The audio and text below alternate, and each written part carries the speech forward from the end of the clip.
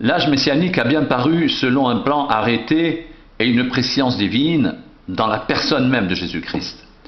La proclamation de la mort et de la résurrection de Christ vaut simultanément déclaration officielle de seigneurie universelle de Christ, dont le sacrifice était en fait le véritable but, comme l'expriment très explicitement les versets suivants, car Christ est mort et il a vécu afin de dominer sur les morts et sur les vivants, Romains 14, 9. Si tu confesses de ta bouche le Seigneur Jésus, si tu crois dans ton cœur que Dieu l'a ressuscité des morts, tu seras sauvé, Romains 10, 9. Si notre évangile était encore voilé, il est voilé pour ceux qui périssent, pour les incrédules, dont le Dieu de ce siècle a aveuglé l'intelligence afin qu'ils ne voient pas briller la splendeur de l'évangile, de la gloire de Christ, qui est l'image de Dieu. 2 Corinthiens 4, 3, 4. Ces textes relatifs à la seigneurie du Christ, articulés à ceux relatifs au jugement, mettent en évidence la thématique harmonique résurrection, seigneurie, jugement. C'est ce qui paraîtra au jour où, selon mon évangile, Dieu jugera par Jésus-Christ les actions secrètes des hommes, Romains 2, 16. Dans la pensée de Paul, le jugement à venir est un constituant indissociable du bloc de la foi et la fonction judiciaire, un attribut structurel de la seigneurie universelle de Christ, acquise par sa mort et sa résurrection. Ainsi, le temps de l'accomplissement des prophéties, l'âge messianique a bien paru selon un plan arrêté et une prescience divine réalisée en la personne du Fils unique de Dieu par son sacrifice à la croix du Calvaire.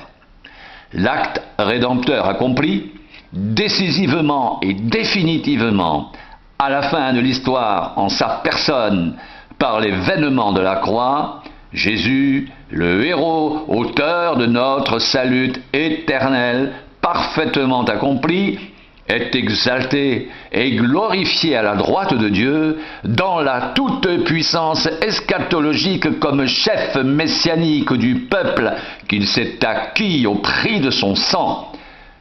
L'effusion du Saint-Esprit dans la communauté messianique sera dès lors le signe de la puissance et de la gloire présente du Sauveur au milieu d'elle, l'âge messianique devant atteindre, suivant délai non révélé aux hommes, sa consommation finale par le retour du Christ en gloire.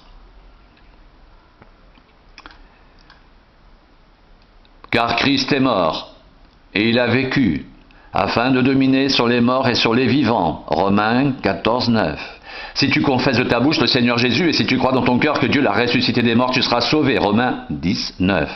Si notre évangile est encore voilé, il est voilé pour ceux qui périssent, pour les incrédules, dont le Dieu de ce siècle a aveuglé l'intelligence afin qu'ils ne voient pas briller la splendeur de l'évangile, de la gloire de Christ, qui est l'image de Dieu. 2 Corinthiens 4, 3, 4. C'est ce qui paraîtra au jour où, selon mon évangile, Dieu jugera par Jésus-Christ les actions secrètes des hommes. Romains 2, 16. Mais Dieu a accompli de la sorte ce qui avait été annoncé d'avance par la bouche de tous ses prophètes, que son Christ devait souffrir. Actes 3, 18. Tous les prophètes qui ont successivement parlé depuis Samuel ont aussi annoncé ces jours-là. Actes 3, 24. Après cela, je répandrai mon esprit sur toute chair. Vos fils et vos filles prophétiseront, vos vieillards auront des songes, et vos jeunes gens des visions. Joël 2, 28.